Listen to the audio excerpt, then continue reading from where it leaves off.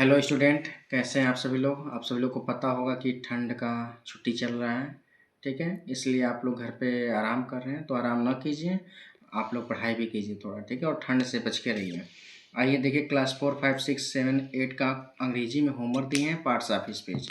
इसको लिखना है और डेट है 3 तारीख पहला महीना और 2026। इसमें पूरा लिखना है पार्ट्स ऑफ स्पीच, और उसके बाद से नीचे होमवर्क कंप्लीट करने के बाद पेरेंट्स सिग्नेचर कराना है, और लिखने के बाद फ़ोटो खींच के हमारे व्हाट्सअप नंबर पे भेजना है। आइए बतलाते हैं कैसे लिखना है, जिसके पास बुक है या नहीं है। चलिए आइए लिख लाते हैं।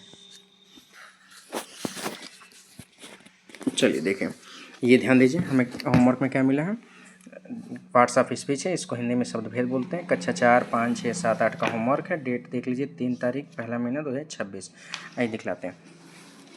ये रहा पार्ट्स ऑफ स्पीच। ठीक है, तो सबसे पहले हम हेडिंग करना है पार्ट्स ऑफ स्पीच।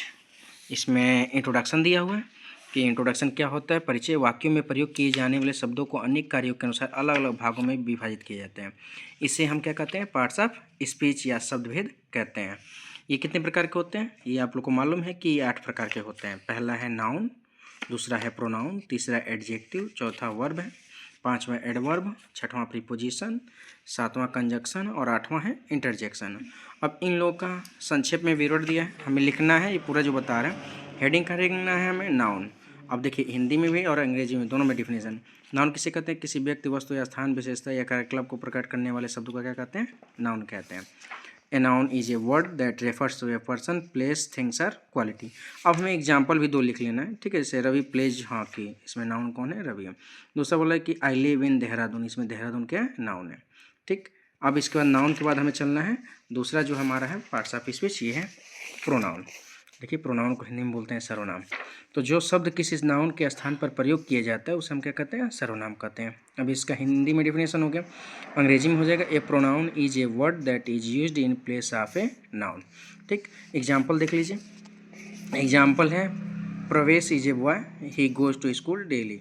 ठीक है, इसमें ही क्या है, हमारा प्रोनाउन। आगे बोला कि Kanak is a girl, she works hard. तो दो दो एग्जाम्पल लिखना है, ज़्यादा नहीं। तीसरा चलते हैं हम लोग, जिसको एडजेक्टिव है। ठीक है, एडजेक्टिव का हिंदी होता है विशेषण। तो किसी संज्ञा या अथवा सर्वनाम की विशेषता प्रकट करने वाले शब्दों को हम क्या कहते हैं, एडजेक्टिव कहते हैं। ये हिंदी में हो गया। इंग्लिश में हो जाएगा an adjective is a word that qualifies a noun or pronoun and add something to its meaning. इसमें भी 2 एग्जाम्पल लिख लेना है। Anu Kumari is a brave girl, brave जो है इसमें एडजेक्टिव है। अगला है good boys always help the poor. तो ये हमारा हो गया तीसरा पार्ट्स ऑफ स्पीच। अब आगे हम बढ़ते हैं वर्ब की तरफ। देखिए, ये है वर्ब, इसका हिंदी क्रिया होता है। तो ये हो जाएगा किसी कार्य या अस्तित्व को व्यक्त करने के लिए जिस शब्द का प्रयोग करते हैं उसे हम वर्ब करते हैं। ये कर्ता के बारे में कुछ कहता है। ये हिंदी में था, इंग्लिश में देखिए, a verb is a word that expresses an action or a state.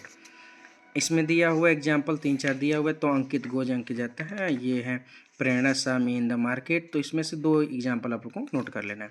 पांचवा चलते हैं हम लोग एडवर्ब, जिसको क्रिया विशेषण कहते हैं। क्योंकि जो शब्द किसी वर्ब, एडजेक्टिव या किसी अन्य एडवर्ब की विशेषता प्रकट करता है उसे हम एडवर्ब कहते हैं।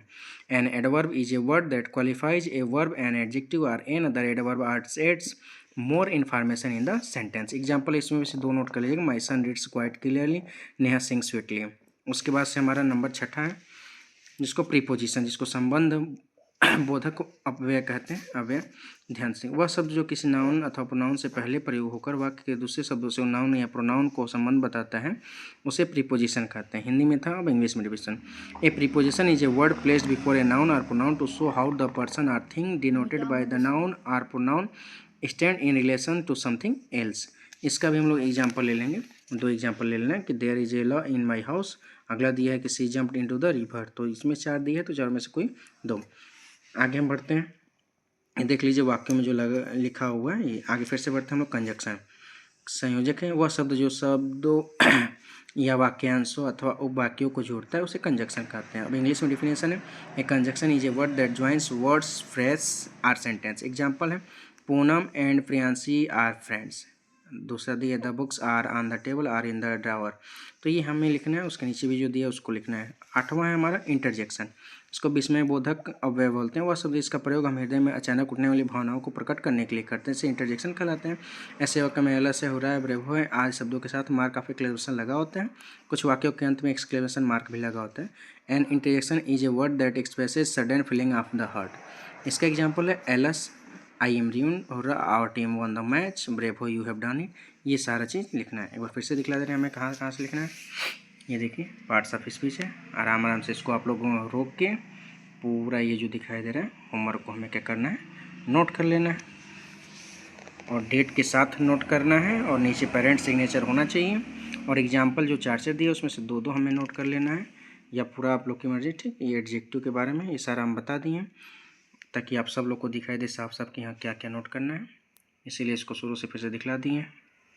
और रोक के आप लोग वीडियो को आराम से लिख के, और कल संडे है, आराम से लिख के भेज दीजिएगा हमारे पास, हम चेक कर लेंगे कि हाँ आप लोगों ने लिखा है या नहीं लिखा है। धन्यवाद, जय हिंद।